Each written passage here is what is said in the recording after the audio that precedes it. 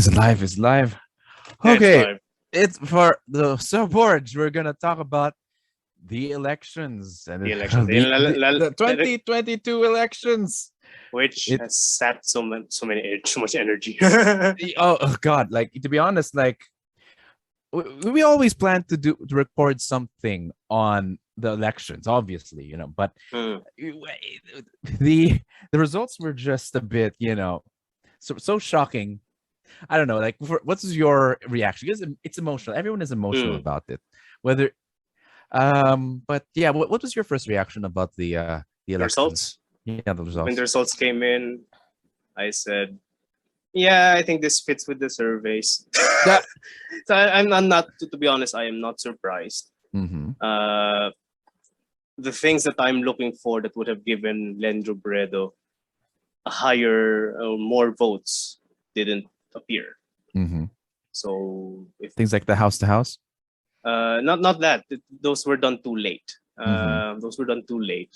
Mm. The lack of a unified opposition would be Mm-hmm. one. Talagang hindi Right. sila makakuha ng mataas na boto doon.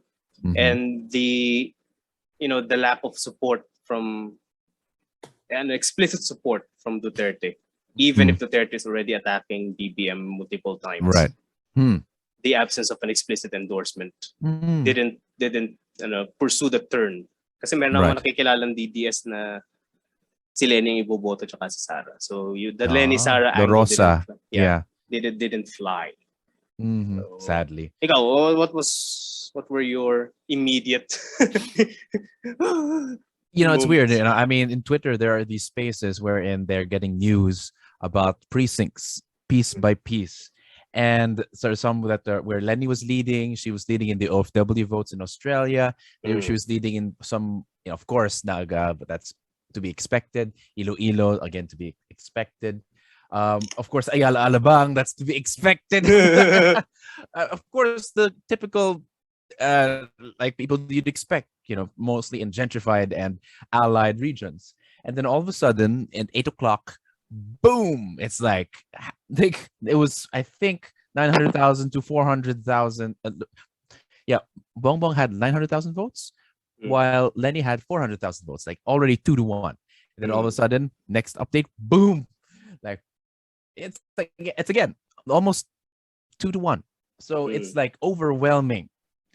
Now, I think because before the results, there were already some news reports about the malfunctioning voters' machines, about some people being in line for hours, about some people still voting or still have not voted. They're still in line and they were asking people to extend the voting hours. So, of course, it's like this is not a good sign. This could be a simple foul play. Then all of a sudden we are waiting for the parallel counts, the canvassing, and then the parallel counts of the PPCRV or the Parish Pastoral Council of Responsible Voting, a lot of volunteer groups, and the results haven't changed. Yeah. So PPCRV said that it's relatively coherent. So, but first of all, like maybe we can talk about like how the voting has gone. Because there are a lot of areas wherein there's literally violence going on. So it's enough to make you ask questions like, are these legitimate numbers? With regards to like these specific items, or these occurrences of abnormalities. I mean, of course, long lines have been there since time immemorial, but I don't know. Is this any different? Like, is this a sign of foul play? Regardless of whether there's foul play or not, you people legitimize this entire thing. Because the media had done its job. It showed the possibility of voter fraud. It showed it months, a year ago, when appointments were made regarding Comelec. The media had done its job, and people know that there could be electoral violence. Yet you people voted. So you legitimize the damn thing. Whether there's foul play or not, that's your decision to vote. But this, I would entertain the question of whether it's legitimate or not if voter turnout actually fell. That's the only moment that you can question the entire system. If voter turnout fell to 40%, but it didn't. Right. You people, despite of all the information roaming around on the possibility of cheating, you people voted. So yes. Well, kicking people while they're down won't exactly get people to your side. So be careful about that. No, I'm not. I'm not kicking them down. I'm just letting them know that you legitimize the system. Mm-hmm. That's the point of voting. That would not be taught to you during voters' ed. Mm. So, well, before we move on to that, maybe we can get this out of your well, at least out of your system before we study this. You know, what would you have had people do with it? Like, ideally, what would you have people do? Well, don't vote and demand higher standards from both the COMELEC and from the candidates. But then again, like Filipinos. But then again, this demand is what higher standards? Better candidates, better management of the entire process. But then again, it's like demanding to a wall. This government will not budge. Right. So better candidates, but how? Better system, how? Laid out right now. Better systems. Basically, the better systems. The appointments for COMELEC, the one handling logistics should have been someone else. The companies handling the machines could have been someone else, simply because the machines have proven to be faulty. Who? Whoever else. What's wrong with the ones now? Whoever can provide a less faulty set of machines. I don't know. I'm not the expert on elections here. Right. You're asking the wrong person regarding electoral reform. I'm just saying that there needs to be a demand for electoral reform. So you're not an expert in electoral reform, and yet you're telling people now. I'm looking at the essence of voting. You asked me about the question of legitimacy. Yeah. And that is the question of legitimacy. What's the purpose of voting? You vote not only for specific individuals, but you're also voting for the system. So at the very least, for example, you don't vote until and what I'm sensing also is if it's someone else, how would you ensure that someone else would be chosen? Because these appointments are, of course, handled by, if I'm not mistaken, the executive branch or the president, right? We can't. As I've said, it's like asking a wall to move. But the thing is, we're going to have to move to steps if it is going to be. This is going to be useful. Let's try and identify some steps. Because first and foremost, I could not, because my argument is not about electoral reform. I'm just saying that there's a need for it. If we want to know the details of electoral reform, let's get Dr. Cleo here. What I'm saying is everyone who voted does not have any moral high ground to complain about the results. Simply because they have approved by voting. Despite knowing that there's a possibility for fraud. If less than the majority voted, let's say only 40% voted, then the 60% would have all the right to declare that the results and the system itself is illegitimate. So that addresses your question on legitimacy. Now, I would no longer speak on reform because I'm not an expert on it. But even if I'm not an expert, I know that there's a demand and there should be a demand for reform. Is your question satisfied? That depends. Are you satisfied with this point on, blaming the voters? Yeah, I am, because I would pay for this damn thing anyway.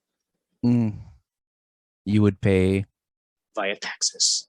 I would keep on paying my taxes, even if I didn't choose the system. Okay. Anyway, let's move on. What else? Yeah, I was asking about your response to the results. You only answered about the Twitter Spaces. What about you? How did you respond to it? How do I respond to it? That is, of course, I think everyone has to owe Pulse Asia an apology after all these slanderous statements towards Pulse Asia and all the other, well, not all surveys, some are more legitimate than others, but at least we know Pulse Asia is still sound. But it is, of course, well, we all hope for a miracle, but the data showed it's almost 1-to-1, really. Like Bongo Marcos did get this more than 50%, more than any other candidate in history. The biggest lead in history is nowhere near the the votes that they had, it was almost even, with between Bongbong Marcos and Lenny. So it was a surprise. I mean, we expected him to win, but not by that larger margin. So that's what some people would also say, that maybe there is some foul play. But even with the foul play, it looks like the situation, like that results are the results. So it of course, most people, a lot of people in circles started breaking down. Even my own relatives, my own grandmother who marched during EDSA, also had a bit of had to cope with a bit. I mean, she's a bit better now, but it still wasn't pleasant. I'm sure a lot of people, other people's grandmothers and grandfathers who lived through martial law, did not find it pleasant. So yeah. Then again, the argument could be said that, yung mga ibang lolo at lola naman, di ba, nagustuhan ng martial law, di ba? Parang tahimik naman ang buhay nun. So it's a battle of lolos and lolas. Kanina pa nitiniwalaan, di ba? As I've Lolo said, nito, lolo niyan. you need to let the lolos and lolas speak with each other instead of, pitting them against one another. You need to, let them speak. Would they speak to each other? That would be interesting. I think would they be willing to be in the same room? Well, civic duty may make them be willing. Is it the results of their arguments, or just us see them resolving it? Like what is to be gained from this, letting them speak? What is to be gained by letting them speak? Well, those from the other camp would know the lolos and lolas of the other. Right. That's the first step towards that. And we can probably ask them what should be done. Right. Okay. I suppose it leads to the next question. Like, how much of this was actually due to, say, for example, disinformation, historical revisionism, and the like? Because everyone is talking about it, but how much of it has to do with the results? Historical distortion daw, not revisionism. Distortions, right. See, one of our friends on Twitter that I had to clarify with, because historical revisionism is technically normal. It's normal. When there's new facts coming in, you revise the narrative based on those facts. But historical distortion is something else. So how much of it is based on historical distortion and disinformation?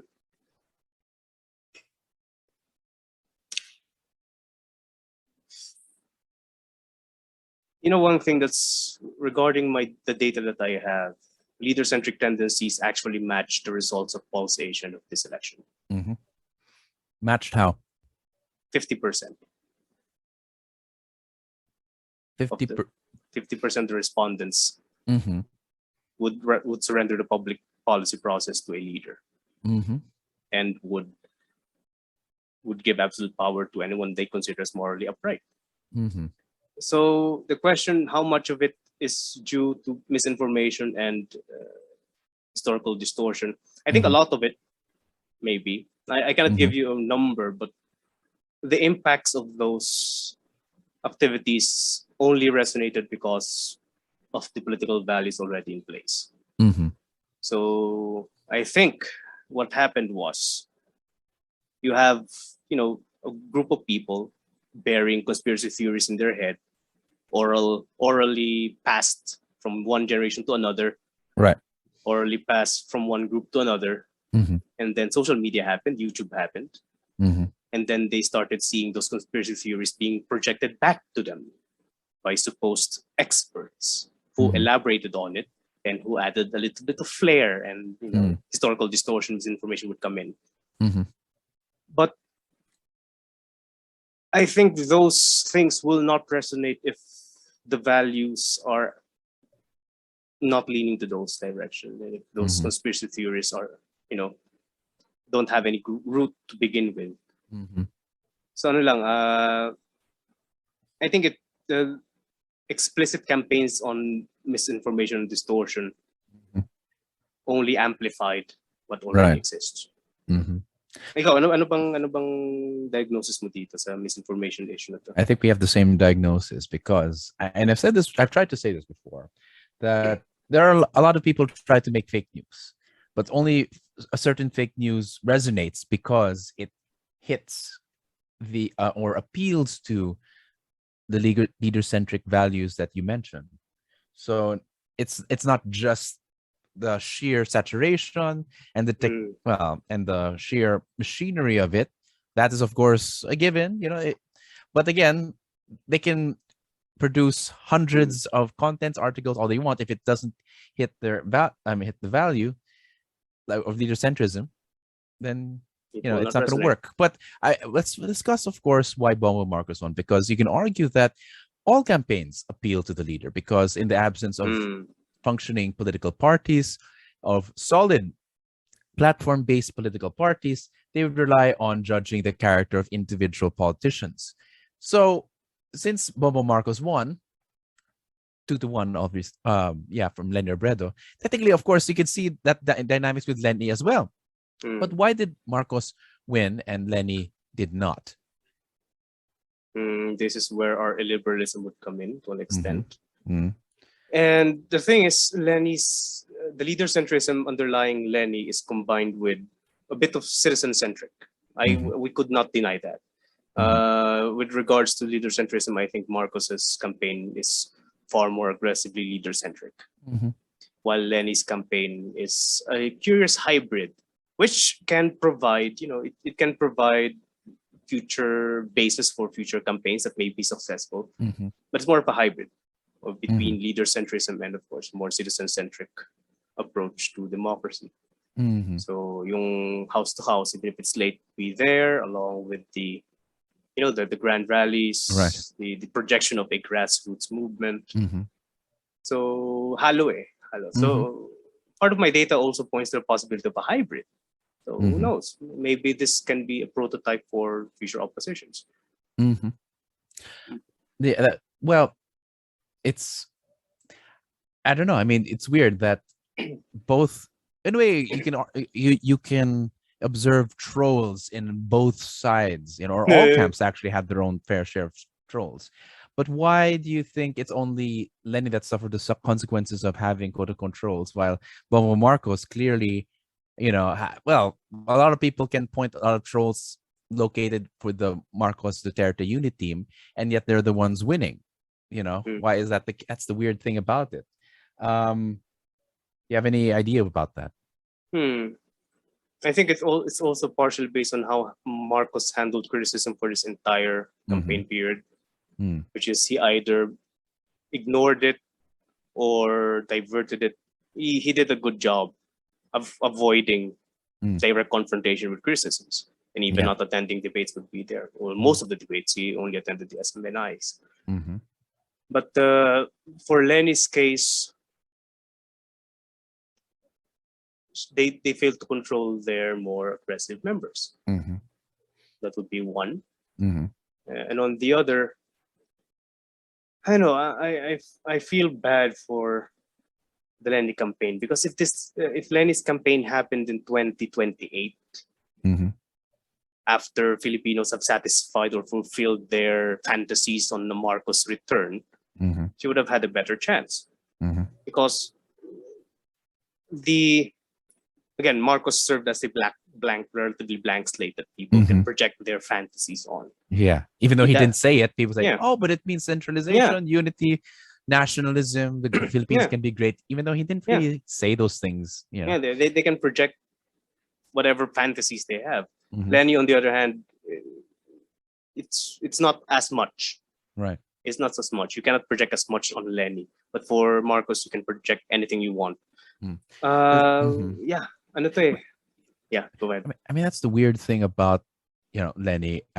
Lenny is not, well, I think the reason why you can't project on Lenny is Lenny is very clear on what she's about, and she's about providing welfare, providing aid. It's a very mother state kind of discourse, which is left of center, not necessarily far left or communist, but somewhat socialist, moderately socialist. And I think with the kinds of spaces we've been to, a lot of Bongbong Marcos and Sara Duterte supporters kind of identify themselves as conservative / libertarian, And because Bongbong Marcos is the opposite of Lenny, perhaps, and they don't like that moderate socialism or any form of socialism at all, they pin their hopes on Marcos. Is that an example of like, Yeah, what do you projecting think your about shit that? on. Projecting, yeah. Yeah. We don't know if Marcos is actually like that. But people can project shit on him.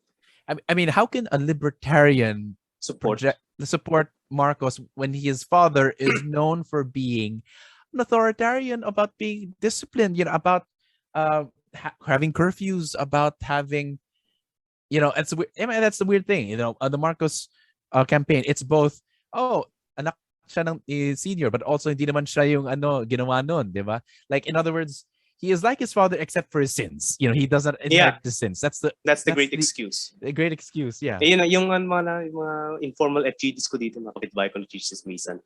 Yun ang una ko narinig. Ihiwalay daw yung tatay sa anak. Except, pero anak ng tatay pa rin, ihiwalay lang yung anak. And they're discussing the sins. So you're right.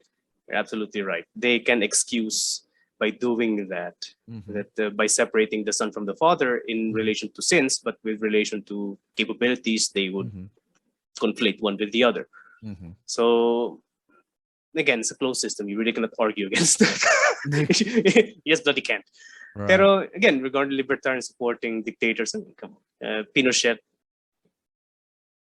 Chile is supported by neoliberals. It's a bloody dictator. So it's not surprising. Right. It's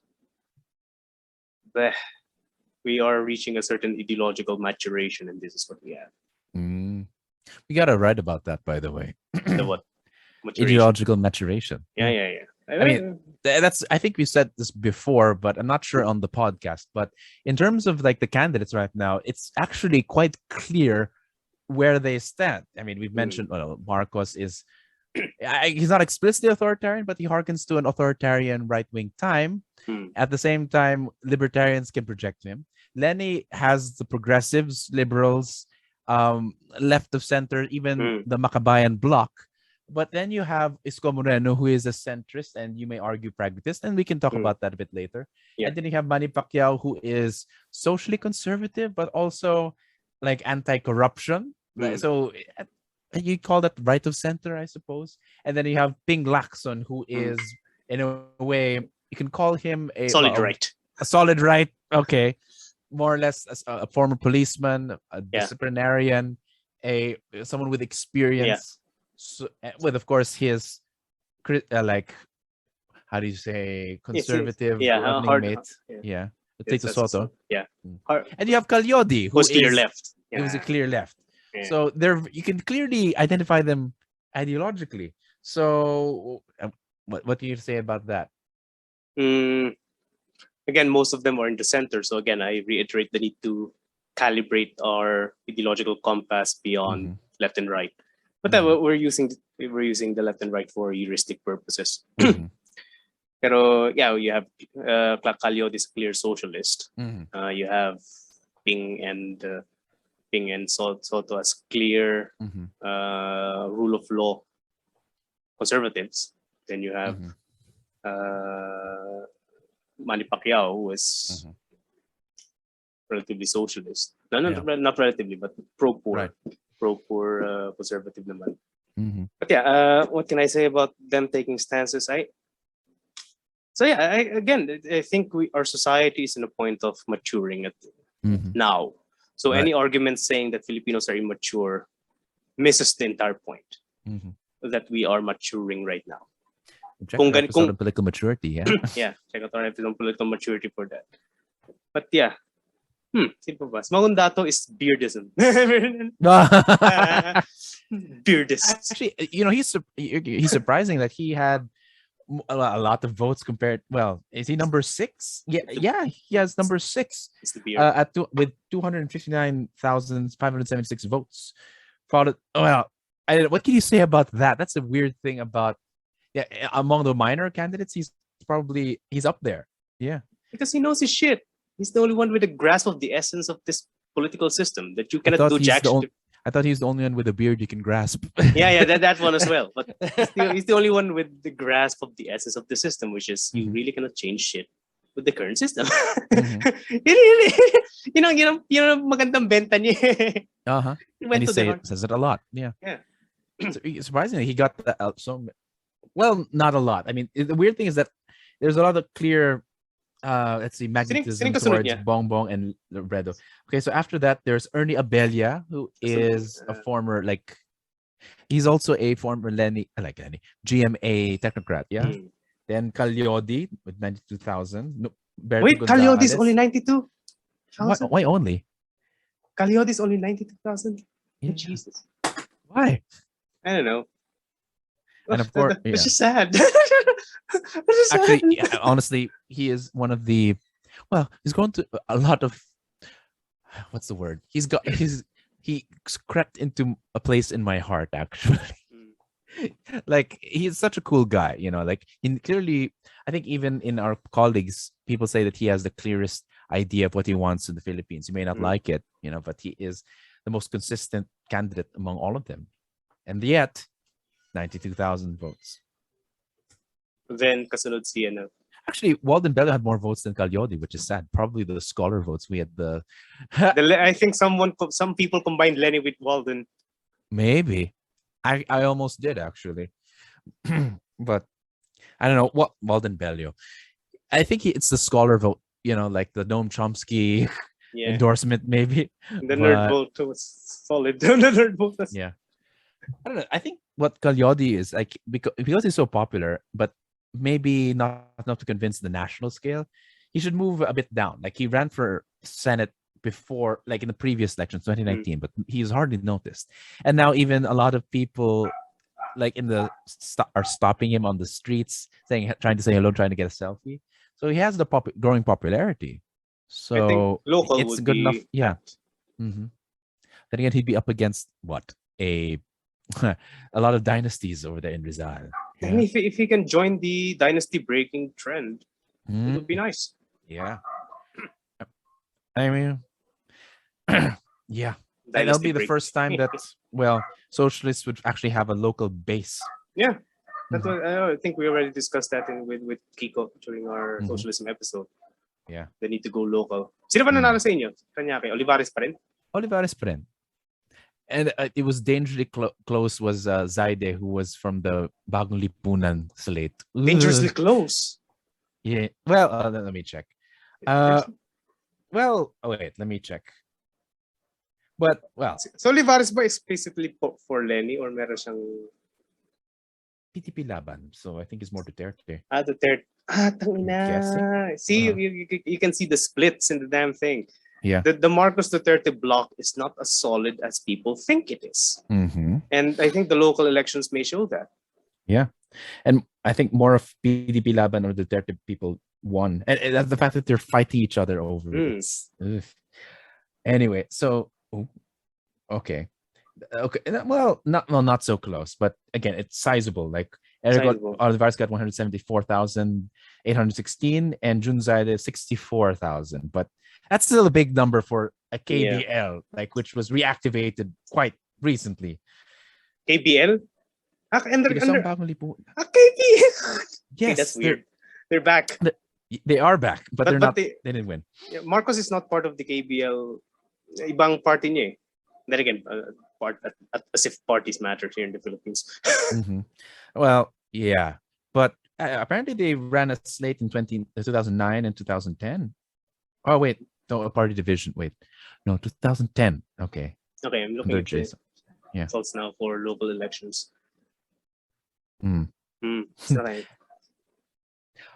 Okay, well, are we done with the nationals already? The presidentials?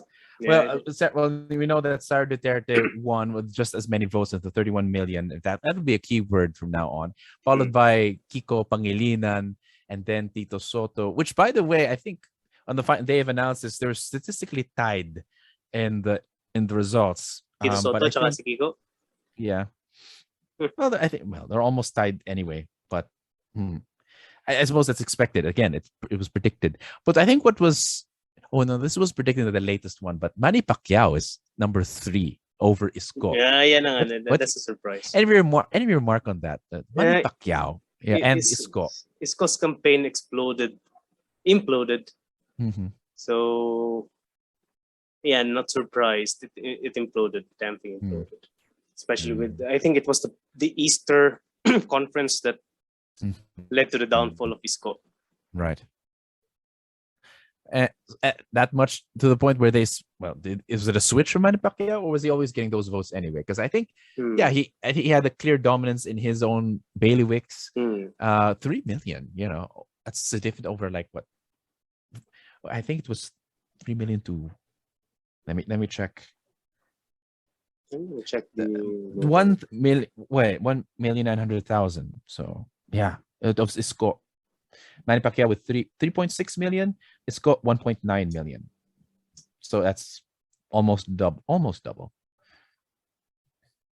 And Manny, What can we explain about that? Actually, Manny Pacquiao, I think he's, of course, it's a remnants of his old popularity. I'm a bit surprised that he used to be able to unite. Like we mentioned that in the Steel Manny episode.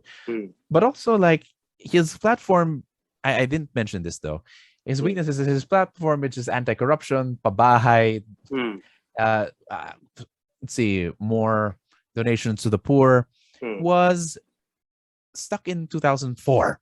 Actually, it's 2004 politics playing out in 2022. Sir July actually called him to be a good student. He's learning in the debates, but that proves that even if you've improved in debates, have a good showing in the debates, it doesn't really translate to votes. It's a relic of the past, really. Yeah. Pacquiao is the classic populist carved along Erap's Estrada's image. I'm looking at the Muntinlupa elections right now. I think the results are relatively consistent from the previous one. A landslide for Biazon. Biazon got 74.26%. Who is an entrenched political family. Yeah. Dynasty, Pero hindi pa yata naging mayor yung tatay niya si Pong Biazon. But I can count it as a dynasty. But I think this is the first time he will be mayor. He served as congressman for the longest time. So Fresnedi is now moving as. They just switch places, actually. Yeah, they're switching places. So it's relatively solid, amusing. Before we move to the local elections, actually, a bit more about that. Let's move on to maybe the senator, which number one is Robin Padilla, and everyone is just raving about this. Like 26 million, number one, over a lot of people, followed by Lauren Legarda, who lost nothing after that Mother's Day special. Check that out if you haven't already. That next is Rafi Tulfo, who ran independent, mostly on his reputation as like a social media and television journalist, quote unquote, if you can call it that. Then Win Gatchalian, Escudero, Mark Villar, Alan Peter Cayetano, Zubiri, Joel Villanueva, Ejercito, then Risa Ontiveros, the only progressive of in the Lenny slate. We made it to number 11, followed by Jinggoy Estrada. So any general remarks on these senators moving up to the Senate? Okay, I'm looking at the results right now. Yeah. I haven't stared at it that much. So, okay. Thank God Bina is not in. Oh, yeah. But Jinggoy is. We never heard of Bina, and I think he's following that trend or that example of not attending debates and less talk, less mistakes. And yet, I think that's still, it's important to watch out for him because he didn't campaign and he still got that many votes. He was quite close. Yeah. So, but still no cigar. Followed by, it's weird. There's still some people who ran with the unit team but did not come in. You have Herbert Bautista, who ran with the unit team, got 14. And then you have, let's see, Harry Roque, who was this former spokesperson. Thank God, he didn't get in. But he still got more votes than Chel Diokno by 2 million. Chel Diokno is number 2. Chel Diokno got 9 million votes. 9 million, which is impressive, but Lenny got how many votes? Lenny 14 million. 14. So where the hell is 5 million? That's what Sir Ton said, actually. Yeah, and I'm repeating it. Where's the 5 million? That's weird thing. Maybe a lot of that one can argue that perhaps people who voted for Lenny were not necessarily from her slate. That could be the cap. Well, that could be the cap. There are people who voted for her slate at 9 million. That's her solid base. The others could be from other factions. You can't really tell. That's just weird. That's the same thing. It's around the same with Tony Trillanes at 8 million. Yeah, that's or the name 5 million. That's the thing. We should not look at Lenny's camp as a coherent whole. Yeah. It's not a coherent whole. And the senatorial election results shows that it's not. There are gaps and awful ones at this point. I mean, another person is like Lucas Espiritu, who, by the way, is impressive. A hard socialist who is known for talking of Larry Gadon, but it's still with 3 million votes. Impressive for his first time running, but still didn't get the win. Nasa si Gadon? Actually, it's way down. That's funny. Fine. Well, Gadon didn't win either, but that's probably because he has already been suspended despite being endorsed by. Was he endorsed by Sara? I don't know. Yeah, I can't find his name. Si Gadon nasa baba ni Chel Jokno. What the? Well, that means that there are gaps in the unit team as well. There are gaps. But you have older names such as Cheese Escudero, Win Gatchalian, Alan Peter Cayetano, which I think independent. Well, they have their own followings, so independent of their slates. So that's something to consider. Like unit team was effective in putting Bongbong and Sara in, but not so much in their senatorial slate. So both, well, a bit stronger maybe, but not as both teams, main teams, could not bring their Senate. But why did Risa win? She's the only one in a way who got in. Old name would be there, recognizable. The notion of incumbency advantage can be defined strictly as re-election, or it can be defined more broadly as name recognition. Right. So she also enjoys an incumbency, to an extent, relative incumbency advantage by having name recall. Right. Villar as well enjoyed the name recall of, again, the Villars. And the memes. I think the memes helped. The memes were supposed to bring him down, damn it. But no, I think they endeared people even more. Like, oh, he built the Attack on Titan Wall Maria or the Great Wall of China. What? Yeah, damn it, I contributed to that. Yeah. Yeah, Mark Villar. But that's impressive, I suppose. Maybe it's also a combination of his mom's machinery. Yeah, I think this is machinery when Mark Villar's one is machinery plus name recall. Yeah, as he also served as DPWH secretary. Yeah, building. Herbert Bautista could not jump from local to Senate. Too bad.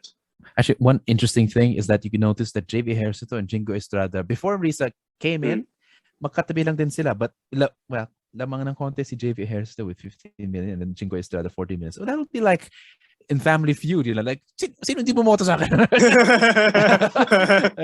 Yeah. Again, JV Ejercito is relatively more clean. It's a cleaner record than. So that's what happens when you're cleaner. You got 1 million votes different. Yeah, yun lang. Again, that's just very sad. But I need to laugh at it. But it's just Filipinos is convicted. Yeah, Filipinos can excuse corruption. That's the worst aspect of our politics: the capacity to excuse corruption. We are not jaded enough not to vote, but we are jaded enough to excuse anything. Oh my God! I just found Larry Gadon. It's like almost creeping over Chel Diokno. My goodness, ew, that sounds almost dirty. as much. Yeah, I mean, oh my God, he's famous for calling everyone Bobo, which I think responds to a lot of like Filipino culture. Filipinos love to call each other Bobo, and to have a lawyer say that out loud, kind of nakakatuwa. Si Francis Leo Marcos 4 million ang putang. Sino? Francis Leo Marcos. Sino yun? I have no fucking idea. But he's for independent. Yung ito yata yung lintik na na may kaso, scammer, yeah, 4 million. Wait, this is curious. I just noticed Carl Balita had 3,700,000 votes, which is more votes than his president. if I'm Sino not bang presidente mistaken. ni Carbalita? Isko Moreno. He's part of Isko Moreno's slate. Ah, So that's another discrepancy. the thing is, there's more wiggling room for mix and match in the Senate list. Yes. There's not much room for mix and match in the presidential and vice president slate. So unavoidable. So Carbalita probably benefited from the mix and match tendency of Filipinos. Yeah. Although I think he also had the social media presence, so that also helped regardless. But he was always there, right behind Isko. So ano ba, may social media presence mo si Isko? And Willie Ong, but that's weird. It's like Willie Ong, and not a lot of his followers translated the votes. I think he had millions, but now he barely had 1 million. Wait, let's see. How many votes did he have? Gosh, this is gonna be a raw. I think Willie Ong's results reflects Willie and the results of his election reflects the limitations of social media. Right. There's no immediate translation of social media activity into actual politics. Let us keep that in mind for our listeners. Do not overestimate social media, but social media can have is a multiplier effect. In terms of it being a subject for discussions outside of it. Right. So if you do something in social media that can catch the attention of your local marites, that's the impact of social media as a multiplier. That's true. Or if you campaign a bit better, like everyone loves political will, why do we call himself political willy? Next time. Kaya siya tumakbo. Yun nga. Saan nga kasi hindi gumana yung ipasok si Dick. Sayang. That's a weird thing. Yeah. He ran on that in the second. Yeah. Ipasok si Dick. Ayaw na pumasok. Hindi makapasok. Hindi na matanda na masyado. No. Okay. 8 million votes. No, I think, those who ran for Senate now, just a brain fart.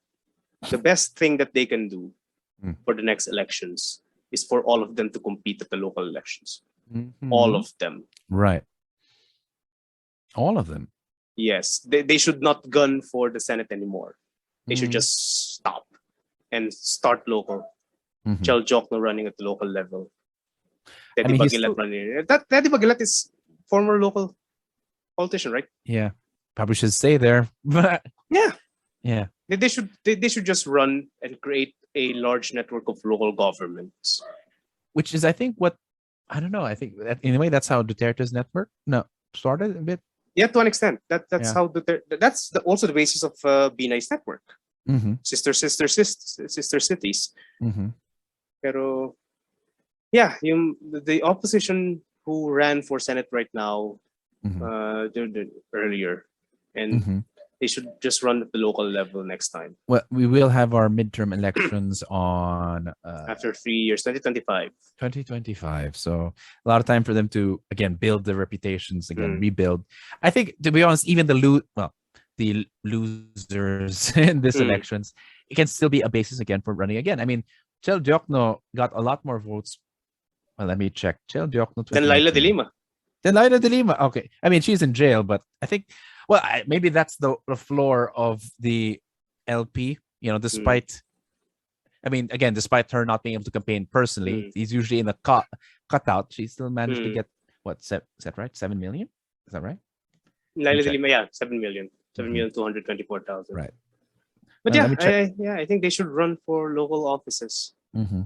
I mean, it's more tangible results in their governance, in executive decision making. So yeah, wait, let's see. Chel Diokno. Kasi yun naman ang hinahanap ng mga Pilipino, something tangible. Resulta. And they can anchor on that, but they need to sacrifice the national run. If they can sacrifice the national run, which I think at this point is strategic, because they should act not midterm, or they should act in a strategic way. Just looking forward for a post-Marcos regime. Okay. It's I'm checking the 2019 senatorial results where Chel Diokno first ran as senator. He has 6 million votes. So he got 2 million more votes since last time. And that's not a lot. Well, again, he retained 6 million and 2 million more, but yeah. And Willie Ong, well, anyway, that's why he got chosen. He ran for Senate as well. 7.6 million in 2019. So impressive, but I think it's more challenging to run at the local level. It's a greater challenge. Yeah. But I think it must be done if they want to. And it is a scarier Senate because I think people have mentioned this before. Risa Ontiveros is the only progressive in there, and you still have Bongo is still senator, Bato de la Rosa is still senator. So, they're still filled with the vipers in there. Still filled with weirdos. Yeah, weirdos. I don't know. I mean, people don't get. I mean, they don't like Win Gatchalian, but I think he's still there's still wiggle room for him to be for reform and progressive causes. I think you can call that the swinger. But, yeah, swinger. Swing Gatchalian. Swing Gatchalian. Ginitin naman siya. Yeah. Yeah, Well, told the line. Again, his programs produce results, right? Like with Testaman, wasn't siya ba yung Testaman? Yeah. Testaman. No, that's Joel Villanueva. Oops. Joel Villanueva, sorry. Wait. Yeah. Sorry. What the hell did he? Mayor Valenzuela 20 until 2013. But saan siya Valenzuela galing? And what else? Yeah, Valenzuela lang. He's local. Yeah. He's a local entity. Kaya nga dapat mo, you need to go to local first. Kasi may first and foremost the witness, you can only take advantage of the ang tawag sa ginagawa, saksi, witness, papakatotoo. Yung itong ginawa nito sa lugar na to, you can only take advantage of that one if you actually held public office at local level. Which is, well, it didn't work for Isko right now, but that's what a lot of people hinged on, and a lot by Duterte hinged on. If Isko ran on, again, his wrong timing. If Isko ran either Senate now, or if he ran as a vice president, or if he ran as a president on 2028, he would have won. Actually, that would be interesting if he ran as Lenny's vice president, don't you think? That would have been intolerable to liberals on one hand. That would have been intolerable to liberals. But that is risky because I don't know if I cannot foresee if it would pay off. Kasi Isko may end up being identified as a Dilawan. Or Lenny may lose the kakamping votes. Well, I don't know how much of a stretch is that because he has been with like ERAP and so I don't know he's a Dilaw. But it's a stretch. But at the same time, again, it's important to have your vice president to actually be somewhat closer to the other side. Like in the United States, you had John McCain running with Sarah Palin because she was younger and she was female. You'd have Obama again running with Joe Biden. Who is a bit more old, traditional, traditional and old like McCain. In other words, it's a version of their opponent. So and Kamala Harris as the Latina, right? She's Indian. She's Indian. I don't know. Kamala Harris. I mean, she is colored, and she's a woman. So I don't know. I mean, no, I think that's one of the few times where it was meant to show a message, about diversity. Yeah. So, but it's clear in the elections of Obama. I would like to look at the French elections right now. I haven't looked at the numbers yet. We're in the Philippines. Okay. Yeah. Again, the French are closer together. We should have a slice about the French elections. Slice of France. Slice of France. Slice of fromage. Slice of French cheese. Again, if you want to compare the Philippines with a non-Asian country, I think France would be the closest.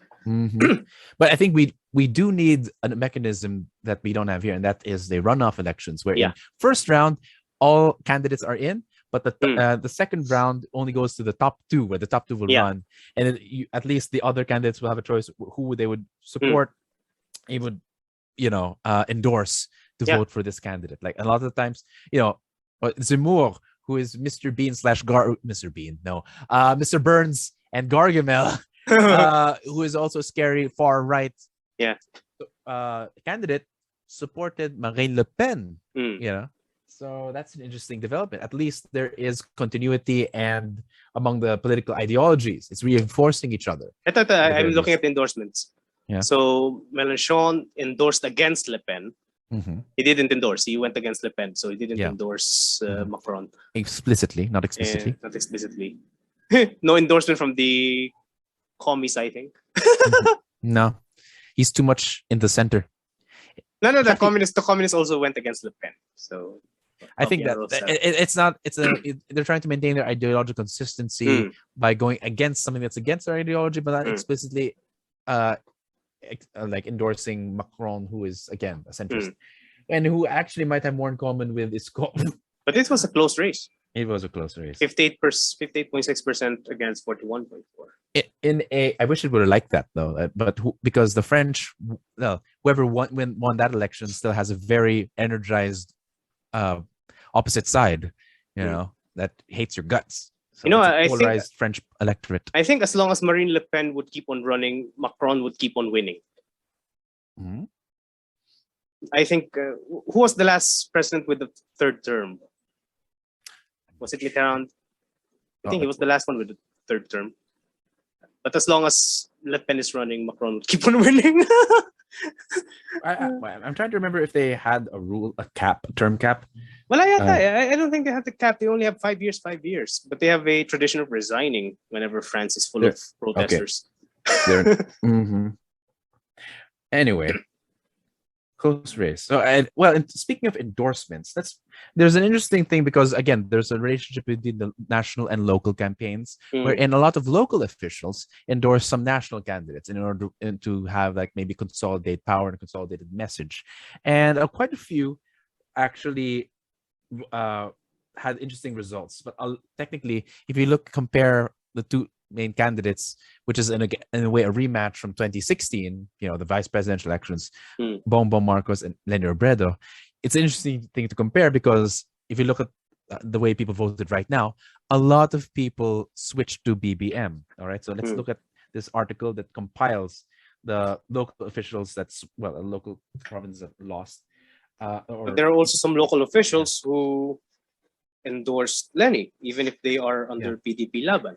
Which again, as I've said, if an explicit endorsement from Duterte actually came in, that would have swung many votes. Okay, there is a vote-rich province flipped from Marcos in Batangas, where Marcos got 46.35%, while Robredo got 42%, despite Vilma Santos, anyway, having lunch with Leni. And Leni lost support in Tarlac, where Marcos led by 135,000, which again, Tarlac is if I'm not mistaken, an Aquino stronghold. So that's interesting. So the Aquino stronghold didn't stand. So the Aquinos is the Aquinos as a political force dead? Probably. I mean, again, the most prominent Aquino right now is Bam Aquino, who is mainly focused as a campaign manager. We can talk about that another time. But and then she lost support in Samar, where Marcos led by 155,856 votes. Bacolod City is the only area in Western Visayas that flipped for Marcos in 2022, but in a close fight. So, it flipped in a lot of places. Robredo won by a landslide in Sorsogon in the 2016. Jesus, there. Okay. So, a lot flipped for Marcos. Any thoughts on that? Well, they wanted it. The thing is, did they vote for Leni before? They voted for Leni, right? But I think they also voted for Duterte. Oh, that's right. There are a lot of people who let Leni in their slate because again, Duterte did not have a clear running. Well, the running mate he had was Cayetano, but a lot of Duterte's voters didn't like Cayetano, so a lot of them voted for other people. So it's interesting. Yeah, they wanted it. What do you say about like Duterte's lack? I mean, the weird thing is that while Duterte never explicitly endorsed anyone, a lot of his people went separate ways. Like you have some of the Duterte movements and groups supporting Leni. You have people like Mocha Uson going with Isko. Yeah. So what do you think about that? What went on there? I think Duterte just, it's most explicit. Duterte allowed things to happen on one hand, and I think that is his way of securing or hedging his bets by not endorsing anyone. But again, he attacked Bongbong explicitly. Okay. I have no idea how that damn thing didn't gain traction. Mm-hmm. And I think it didn't gain traction because those people who voted for Duterte wanted BBM more, probably. Mm-hmm. Yeah. And Duterte himself ran under the shadow of Ferdinand Marcos. Mm-hmm. So even if this block, this Duterte Marcos block, is not solid, they are still bound together by the shadow of Mm-hmm. Apo Marcos. Mm. So I think that explains why his attacks on BBM didn't gain traction that much. Mm-hmm. But it did, I think, for some, but it didn't gain that much. Very few. Right. Yeah. I mean, there are some Duterte supporters who don't like don't like Bongbong. You know, they don't see the Ferdinand Marcos in him. You know, but that's not enough people to balance it out. So Yeah, not enough. yeah. Mm-hmm. But that shows that there are, there's a gray area. Even if we say that Philippine politics right now is polarized among citizens, there's still spaces of, due to the lack of political parties, thank God. If we had strong political parties, this polarization would have been far more worse. I would say that. But since we don't have strong political parties and we still have this, more flexible approach to voting, there's still much space to build a third way or a fourth way that can gain prominence through time. So yes. So whenever I say that we are polarized, it's qualified by the fact that it's not as worse. It could be much worse. Yeah, if we have strong parties, this would have been much worse. Because if we have strong parties, you would expect paramilitary entities roaming around at this point. Really? Where is that an example? Fascist party in Italy. They have solid organization, and if they have solid organization, they can afford to conduct partisan paramilitary forces. Oh. So buti na lang wala tayong strong parties, because if we do have strong, well-organized parties, this polarization would have been far worse. Right. They would have been hunting kakampings right now. All right. Actually, there are quite a few reports of some kakamping or Lenny supporters being bullied, like some parents disowning their children, some people like feeling vindicated and starting to like, how you say, tease and intimidate said like Lenny supporters, kicking them while they're down. So perhaps maybe a word about how we can move forward. I mean, again, it's a weird thing. There's still some of the arguments are still ongoing between the both camps. Kahit tapos na, diba? So any word on the post-electoral conduct with regards to supporters of each camp? Mostly Lenny and Bongbong, actually. Yeah. Yeah, I think that is my source of grief. Because I'm not invested in any of the candidates. I don't care if they win or lose. And I expected this one to happen. What I didn't expect is, the sustenance of aggression among citizens. Right. That's what I didn't expect. I didn't foresee that. But sadly, that is the case. You have people gloating, and you have people closing doors. There's a possibility of a breakdown of civic relations. I'm not saying that there's a breakdown now, because what we are observing is only at social media. But again, it has multiplier effect. So there's still a chance. There's still a chance to reverse this trend of tribalism. All right. But I don't think many people are taking the right path towards it, and I don't think they want to. Deep inside, they want to kill the other camp. But since they can't, they only pour their aggression on other things. Right. Gosh. And that's at the very least. Go ba? What did you hear? Ikaw ang pumunta doon sa Thanksgiving thing ni Lenny kahapon yata, di ba? Yeah, that's that is another thing that we can switch towards, and that is like May 13th. What's the general feeling towards the winning camp? Have you heard anything? This is going to be raw, so you can hear me like loading. No, obviously a lot of people were on the verge of breakdown, on the verge of, in tears. And some people have broke down multiple times since.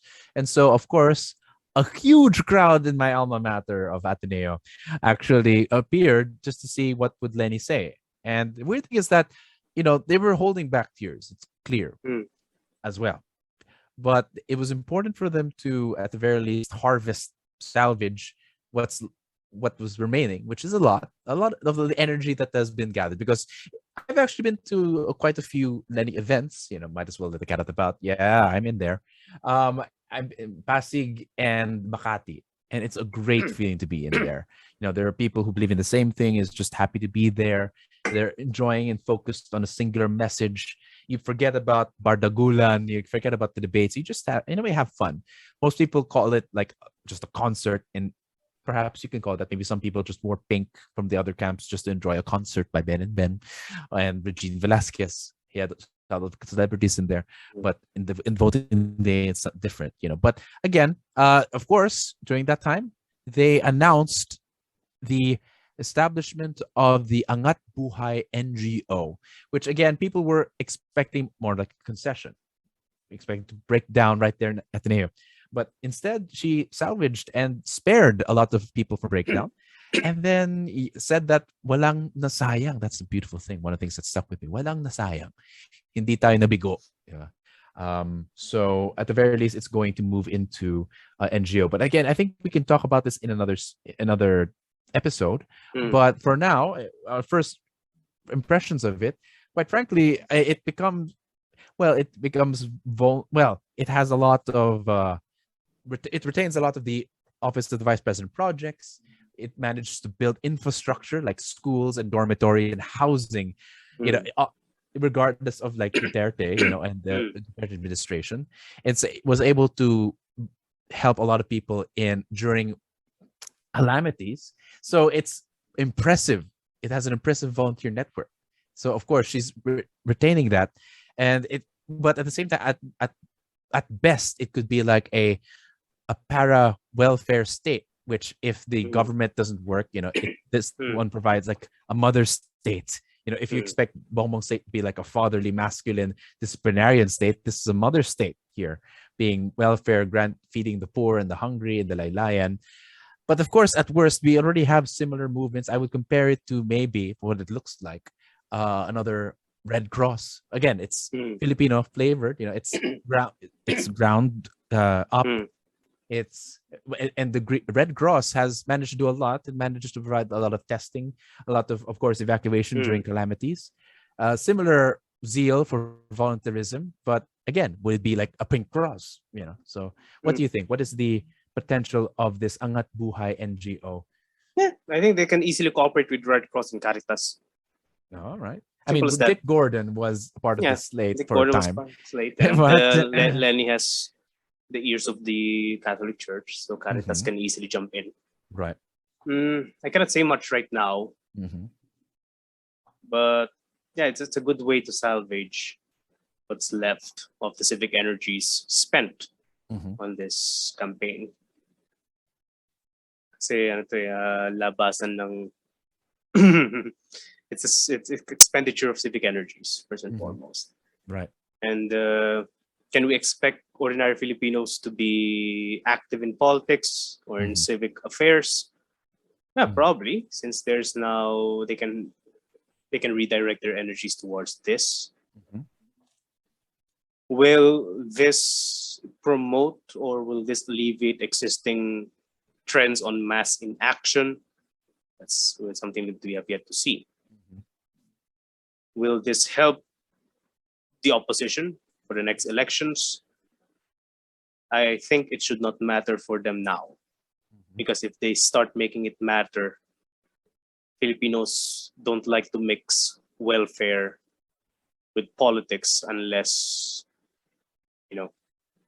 it's election time. Yeah, it's election time. I mean, that's the weird thing. She explicitly said that hindi siya pipili. Like, she will not choose who to help. Basta pag kailangan ka ng tulong, tutulungan ka. That's fair. But there are already BBM partisans are saying they are planning to exclude 31 million people. I'm like, that's literally the opposite of what they said. But Sabi nga lang eh. Tanga ba kayo? Anyway. Di ba kayo nakikinig? Then Well, again, that's the level of distrust. That's the level of distrust that they, that's the problem. When there's distrust among citizens, it's difficult to rebuild. Who will go first? Who will extend the hand to rebuild trust? Right. That's the thing. One can say that, of course, this is even during the pandemic. Like, they didn't like her efforts as vice president because she's upstaging the government. In fact, they even called her and like Vico Soto for a meeting because, again, she was outperforming the government. And with this kind of similar, like she's retaining the templates of OVP, she will be challenging the government in providing these basic welfare services. So it could be a threat to legitimacy.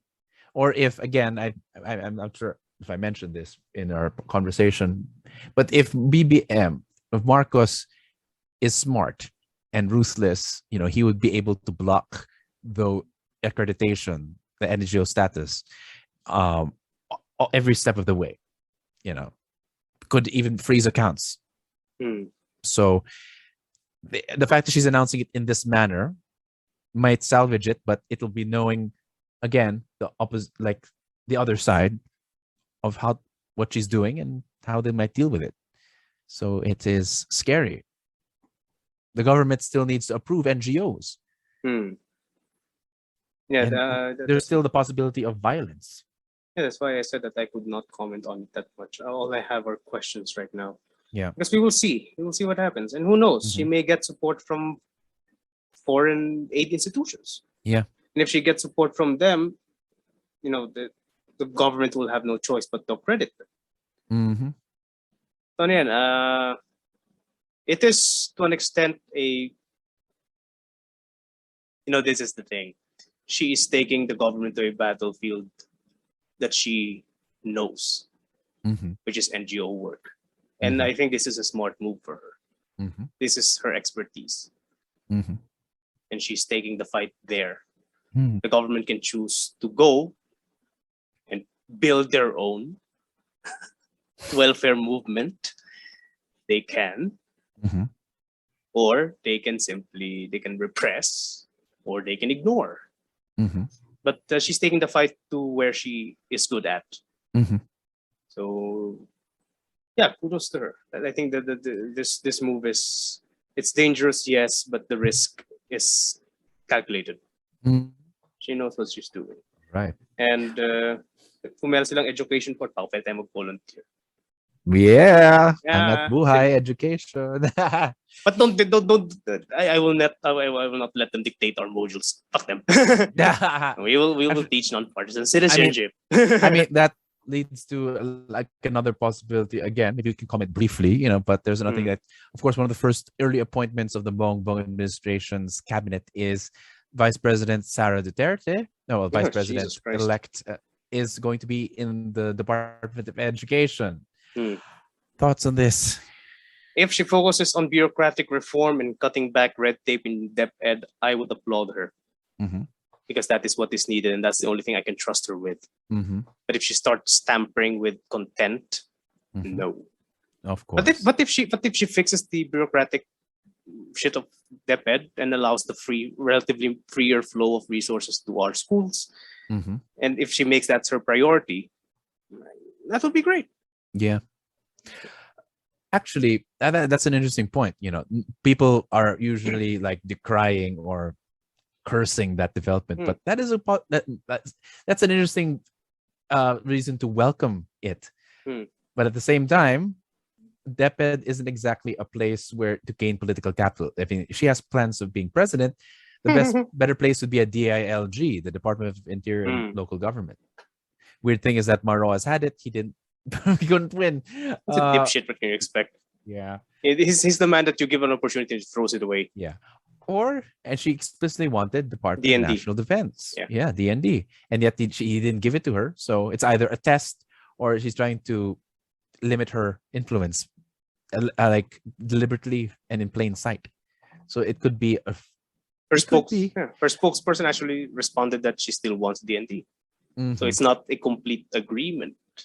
Yes, it could be a fracturing, early fracturing of this. That's Or nice. it could be staged, giving us a false sense of, let's see, hope. But yeah, autocrats would always like to appear united. Okay. I don't think they will stage something that can hint a fracture, especially since unity is their slogan. And yet, take note that there are some people who think that while Sara Duterte is formidable and popular, especially in Mindanao and Visayas, she may not have the numbers compared to the presidential bandwagon. The presidential bandwagon, that's a weird thing. It can go to either way. You can choose to either go to, most people go to the president's party. But would Sarah's faction go to it? That is the question. Or should they remain Sarah's faction? Who knows? Maybe masira ang presidential bandwagon tradition yan. Under the illusion that they are under a single party anyway, but they maybe fracture something like that. Yeah. Again, Duterte is crucial. The old Duterte is crucial here. I don't know what he will do next. That's it. And I think these are things we should watch out for, as well as, and I think I forgot to mention this before we go, 595 precincts gave 0 votes to Robredo, while 75 precincts got 0 votes for Marcos. Now, is there a possibility of it being like the FPJ or the GMA? Because remember, Fernando Poe Jr. had 0 votes in several areas during the 2004 elections, and people, because of the Hello Garci scandal, where GMA allegedly, or like actually was discovered or been caught talking to an electoral official. So could this be a GMA influence, or is it just tit for tat electoral dominance? First and foremost, I don't know. I don't know, and I don't want to start speculating on it. Okay. Because I don't know. Okay. Second, does it matter? There's a high voter turnout again. This entire shit is legitimate. Okay. Yun na lang yung masasabi ko. But regarding the FPJ case, again, that worked because the gap is not as big as this. I see. Yun ang masasabi ko with the Hello Garci scandal. It worked because the gap is not as big as this one. So I think it's not good to compare both. Right. So that is it. But yeah, essentially I cannot say anything because I don't want to speculate. I'm not a conspiracy theorist, and second, this entire thing is already legitimate. I have yet to get the voter turnout numbers, but I think it's high. But not as high as 2016, I think. But pero ang daming lumabas eh. So I think ang tumaas dito is not the voter turnout per se, but what increase would be turnout in relation to the voting age population. So feel ko yun ang tumaas. Well, there are many questions that we have yet answered, but at the very least we tried to uncover them, list them down. A lot of interesting patterns and developments that are worth going into it. This is a raw, so it's just our way of like, again, laying them out. Yeah. Process these things. Like going inside a house. It's a new house that you have bought. Yeah. No, any final words of our, like, on these elections? Again, it's time to refocus on citizens first and foremost. It's time to refocus on citizens. It's time to focus on political psychology.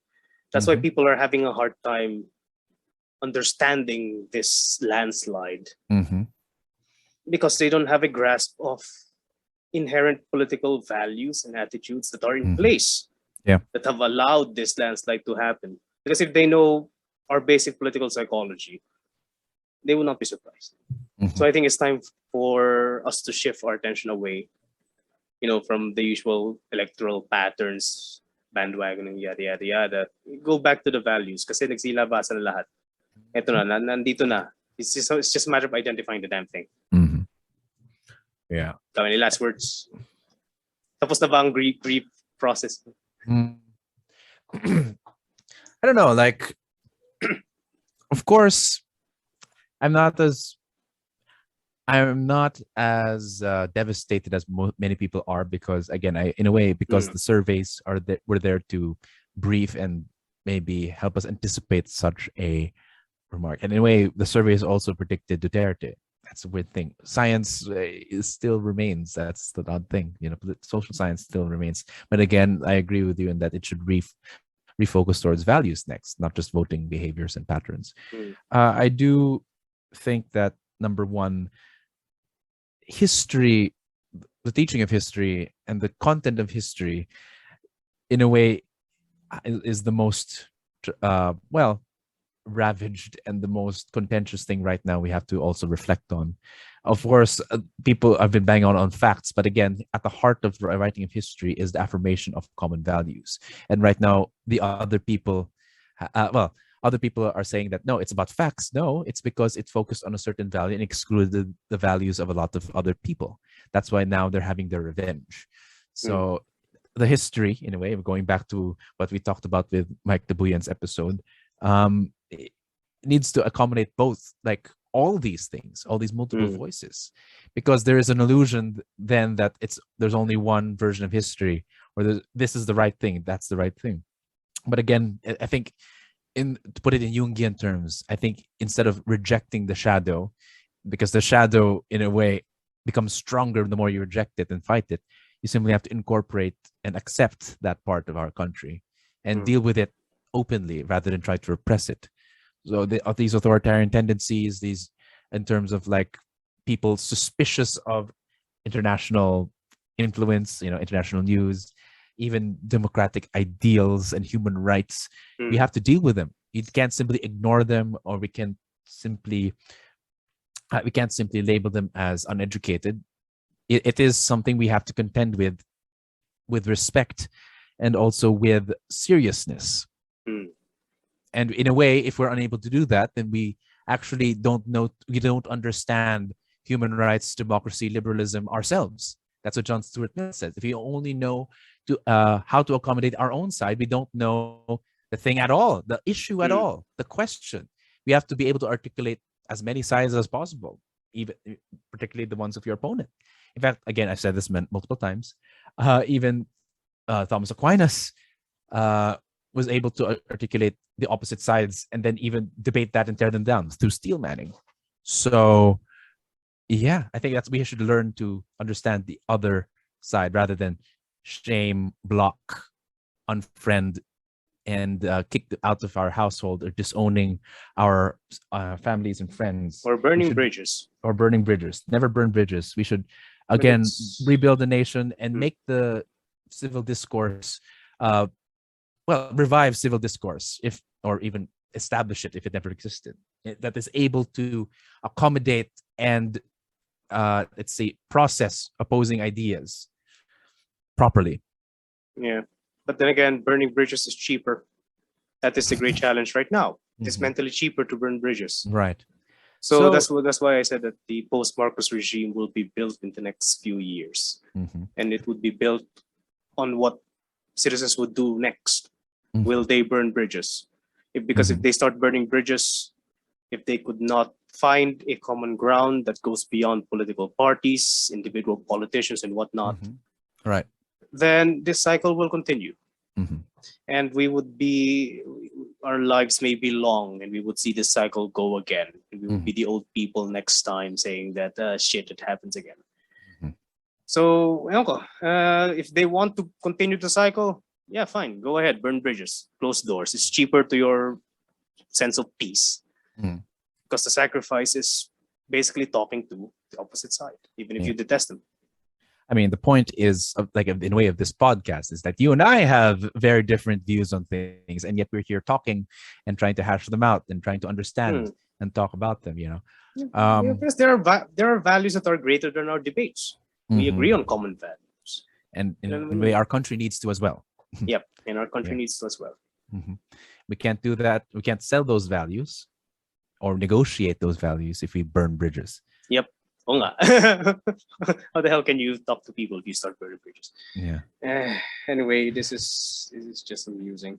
Yeah. So in a way, we empathize with all those who are downtrodden, and we congratulate those who feel like this is a victory. And but at the same time, we will keep on making content. We will keep on asking and answering questions and talking to more people, even on the opposite sides of the fence.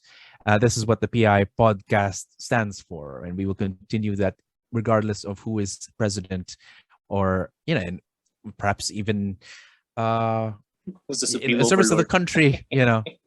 Regardless of who is the president or vice president or whatever, we'll still serve the country. We would applaud them when necessary, and we would criticize them when necessary. So Yeah. Anyway, that's it for this raw edition of the post-elections analysis. If you have more ideas or more questions, suggestions, comments, you may send us an email at pipodcastph@gmail.com, or you may send us a message in our Facebook page, or you may find us at Spotify, Anchor, and YouTube. And Spotify, they say that, But until the next episode, Magandang gabi, mga PI.